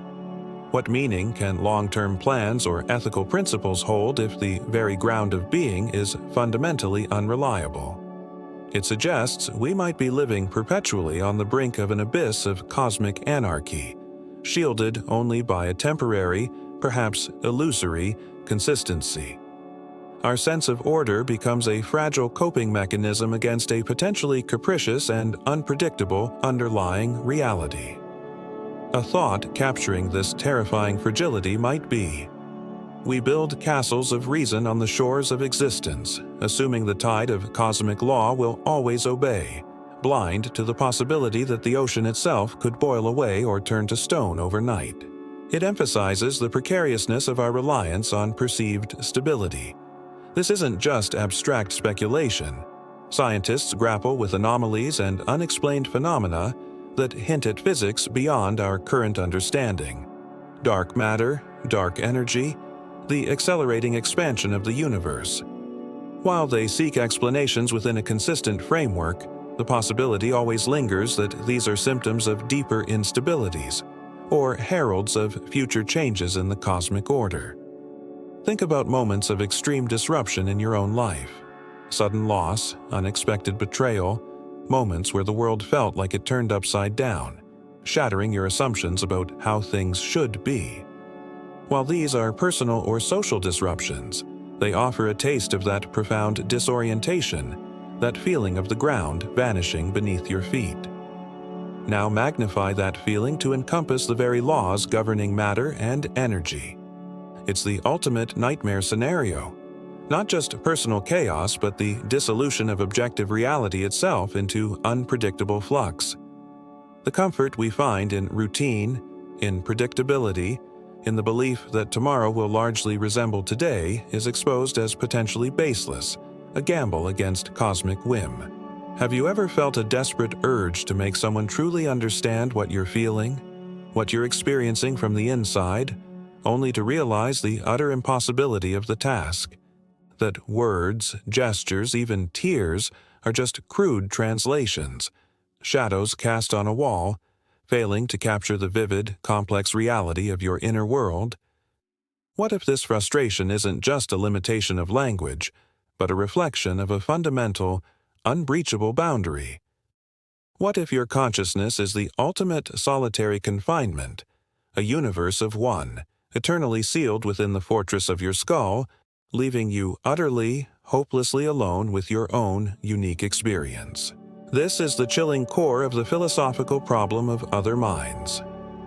While you experience your own thoughts, feelings, sensations, your own consciousness, directly, firsthand, you can only ever infer the existence of consciousness in others. You see their behavior, hear their words, observe their reactions, which resemble your own outward expressions of inner states. You assume, by analogy, that a similar inner life must be producing these external signs. But you can never know. You can never directly access the subjective experience, the qualia, of another being. You can never feel their pain, see their red, taste their sweetness, or grasp the precise texture of their joy or sorrow. Qualia, the raw, what-it's-like quality of experience, remains stubbornly private, locked within each individual subjective sphere. You are trapped within your own theater of perception, watching the play of your senses, thoughts, and emotions unfold, while everyone else is merely an actor on the stage whose inner life remains forever hidden behind their performance. This fundamental epistemic gap opens the door to profound doubt. How can you be certain that the people around you aren't just incredibly sophisticated automatons, philosophical zombies behaving exactly as if they were conscious, but with no actual inner light, no subjective experience whatsoever? While seeming outlandish, this thought experiment highlights our complete dependence on outward appearances and analogy, revealing the thin ice upon which our belief in other minds rests. It forces us to confront the terrifying possibility that our own consciousness might be a solitary exception in a universe of intricate but mindless machinery. The most extreme, logical endpoint of this doubt is solipsism, the belief that only one's own mind is sure to exist. Everything else, the entire external world, including other people, could be mere projections or creations of that single, isolated consciousness. While few philosophers genuinely endorse full solipsism, its specter haunts the problem of other minds, reminding us of the absolute limits of our knowledge beyond our own subjective experience. Your skull isn't just a physical container, it's an epistemological barrier, an uncrossable event horizon separating your inner universe from everything else. A stark summation of this confinement could be: the skull is the ultimate prison, its walls built of bone and silence, forever separating the I within from the universe without, reducing all connection to mere inference and hopeful faith. This captures the sense of inescapable isolation and the reliance on fragile assumptions to bridge the void. Reflect on the lived reality of this isolation. Think about the deepest grief, the most ecstatic joy, the most complex thought you've ever had. You tried to share it, perhaps. But did the words ever truly suffice? Did the other person truly feel it as you felt it? Or was there always a remainder, an incommunicable residue of pure subjectivity left behind? Consider the profound loneliness that can exist even amidst a crowd, the feeling of being fundamentally misunderstood, unseen in your core being. This isn't necessarily a failure of empathy from others. It might be an inherent feature of consciousness itself, its resolute first-person nature. We yearn for connection, for fusion, for a true meeting of minds, but perhaps we are structured for isolation. Even in intimacy, there remains that final, unbridgeable gap. You can know someone deeply, love them profoundly, yet you can never be them, never experience the world through their unique lens. Every relationship is ultimately a negotiation between two separate, locked universes of experience. This intrinsic solitude is perhaps the heaviest burden of consciousness: to be aware, to feel, to think, and to know that this entire inner cosmos is yours alone, inaccessible, untranslatable in its fullness, destined to flicker out eventually without ever having been truly shared. You feel awake, don't you? You're lying here, listening, thoughts drifting. The sensations seem real. The weight of your body, the temperature of the air, the sound of my voice reaching your ears. But how can you be absolutely certain? Haven't you experienced dreams that felt utterly convincing, indistinguishable from waking reality while you were in them? Dreams with coherent narratives, logical sequences, vivid sensory details. What if this experience right now, listening to these unsettling ideas, is just another layer of that dream? What if you haven't actually woken up yet, and this entire exploration of existential dread, this supposed quiet contemplation before sleep, is merely a particularly convincing nightmare spun by your own sleeping mind? This is the classic dream argument, a cornerstone of philosophical skepticism famously employed by René Descartes in his Meditations on First Philosophy, but with roots stretching back to thinkers like Plato and Zhuangzi. Zhuangzi's butterfly dream poses it beautifully. He dreamt he was a butterfly, flitting happily, unaware of being Zhuangzi. Upon waking, he couldn't be sure. Was he Zhuangzi who had dreamt he was a butterfly? Or was he now a butterfly dreaming he was Zhuangzi? Descartes used the argument to cast doubt on the reliability of sense perception. He reasoned that since dreams can perfectly mimic waking experiences, there are no definitive signs to distinguish dreaming from waking. How often, Descartes wrote, has my nocturnal slumber persuaded me of familiar things that I was here in my dressing gown, seated by the fire, when in reality I was lying undressed in bed. If the senses can deceive us so thoroughly in dreams, how can we trust them absolutely when we believe ourselves to be awake? The argument hinges on the qualitative similarity between dream states and waking states. While in a dream, we rarely question its reality. It possesses its own internal logic, its own sensory vividness. Only upon waking do we typically recognize the inconsistencies or absurdities. But what if this current state is the dream, and the waking recognition hasn't happened yet? What if the feeling of coherence, the apparent logic of this moment, is just part of the dream's sophisticated architecture?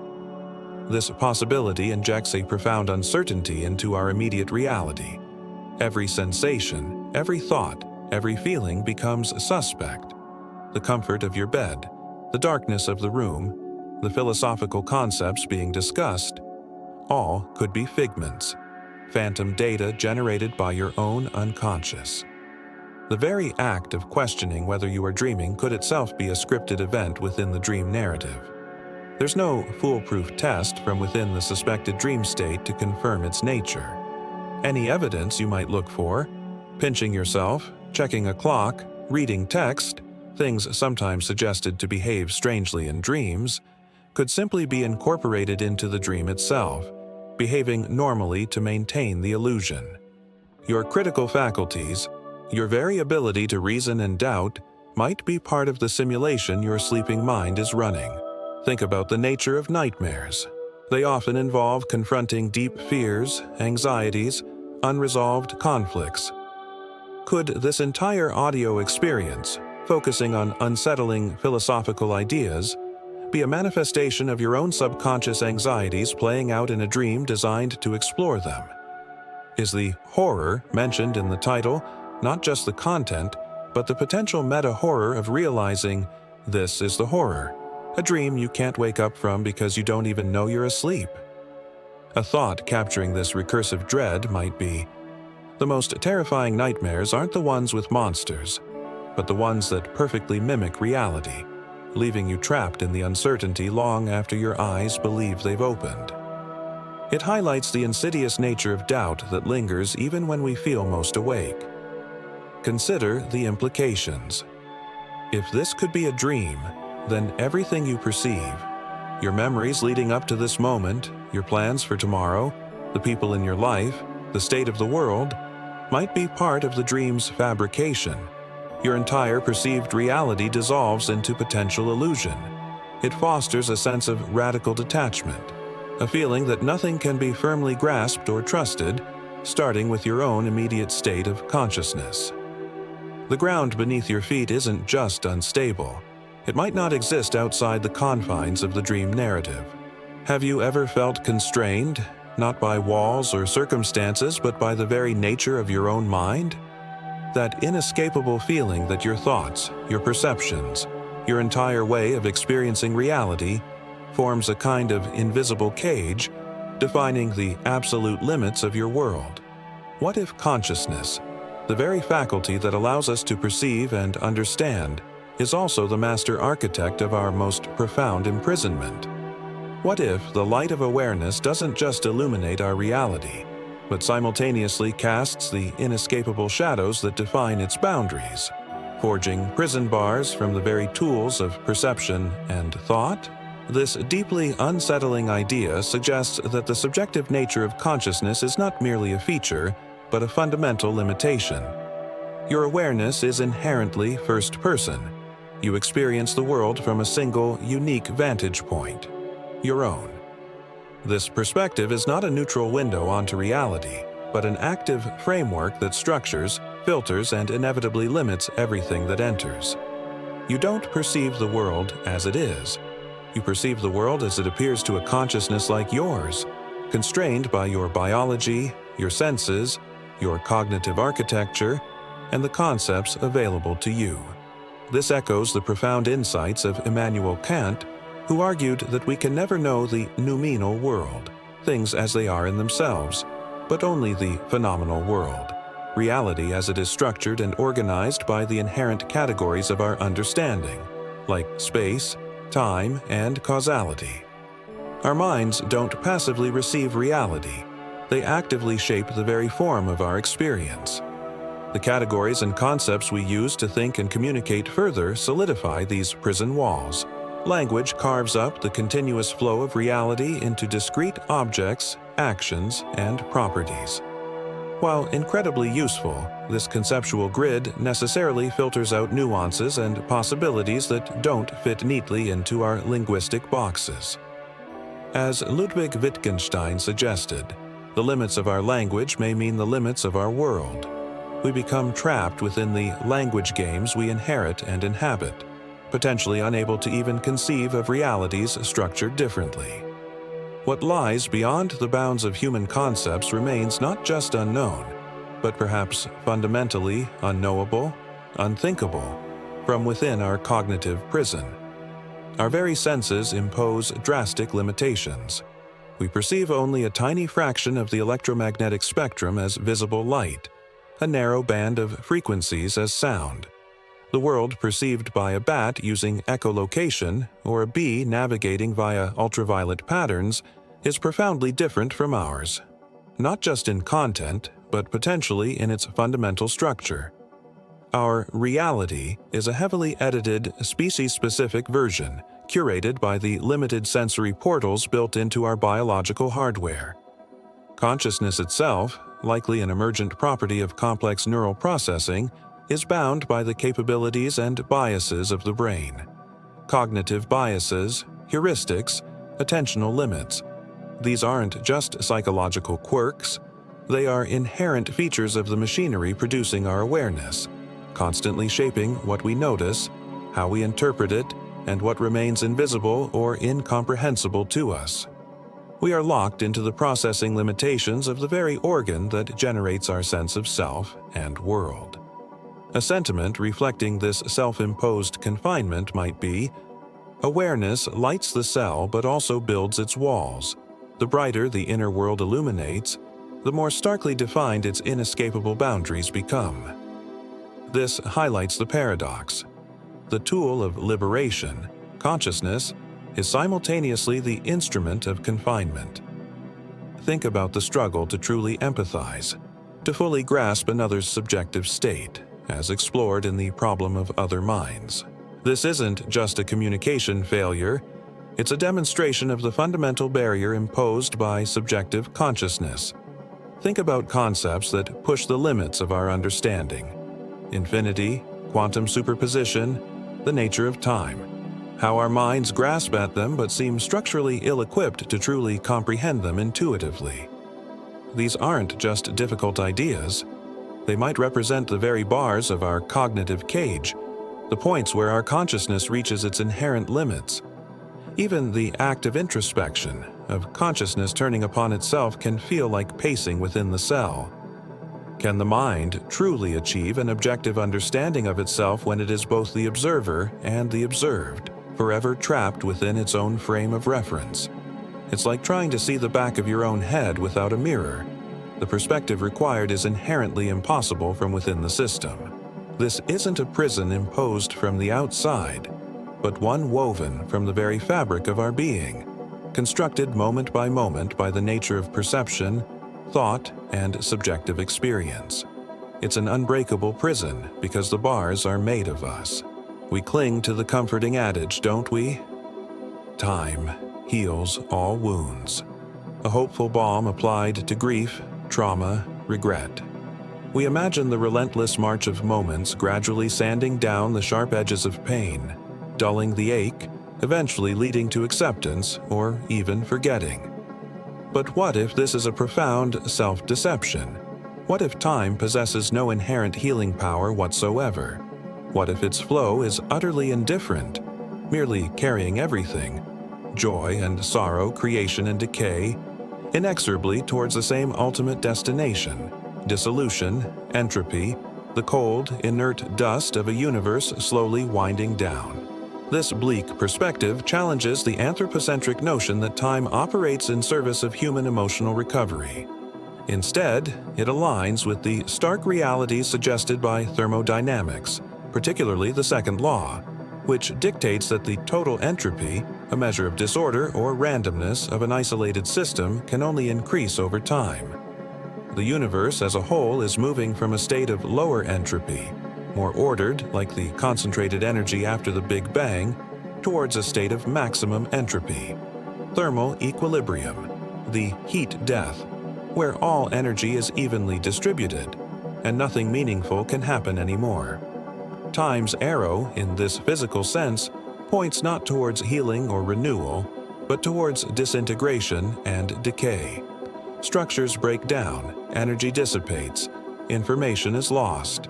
Life itself, a complex, low-entropy state, is a temporary defiance of this universal trend, destined eventually to succumb. So, when we speak of time healing a wound, what is actually happening? Memories may fade or be recontextualized through conscious effort or neurological processes. Psychological coping mechanisms might engage. We adapt, rebuild, find new focuses. But this isn't time itself acting as a benevolent force.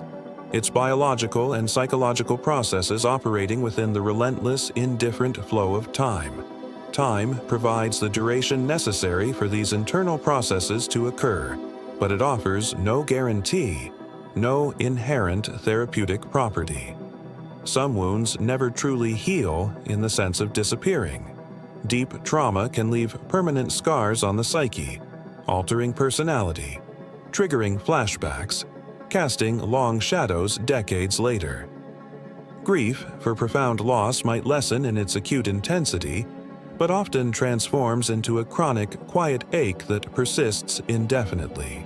Time simply carries the wounded person further away from the initial injury. But the injury itself, embedded in memory and neurology, remains part of their landscape. The universe doesn't care about closure. It cares about entropy.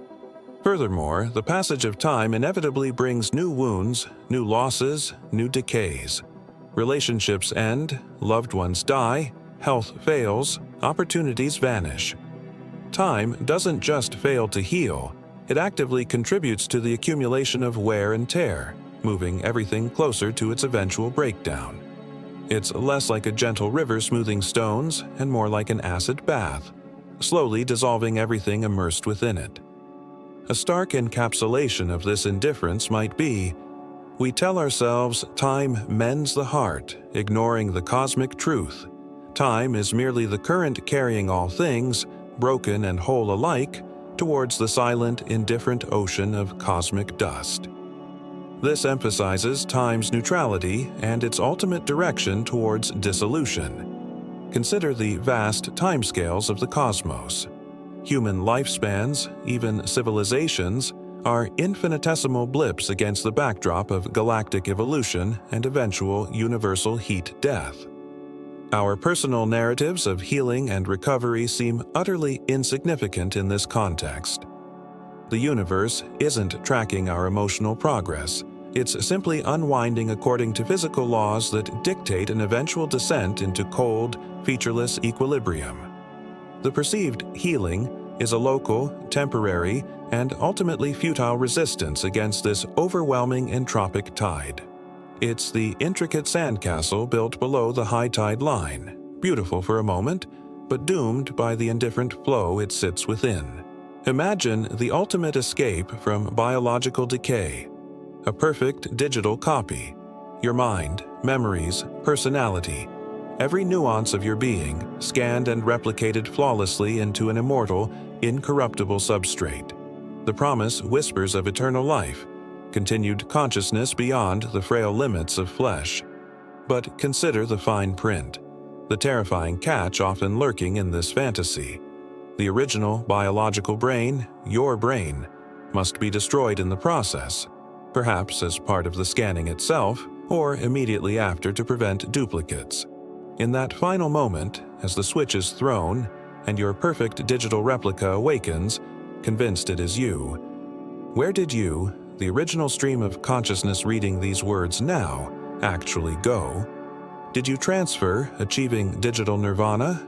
Or did you simply cease to exist, witnessing your own perfect annihilation, replaced by an echo that inherits your life while you dissolve into nothingness?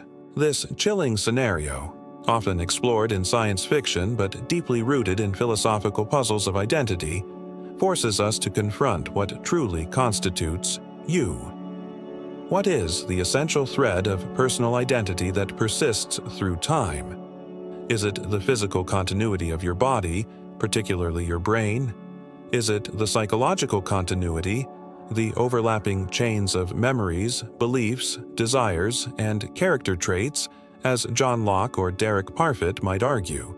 Or is it something more elusive, perhaps the unique, first-person subjective experience, the raw, what it's like to be you? The perfect digital copy poses a brutal dilemma. It promises flawless psychological continuity.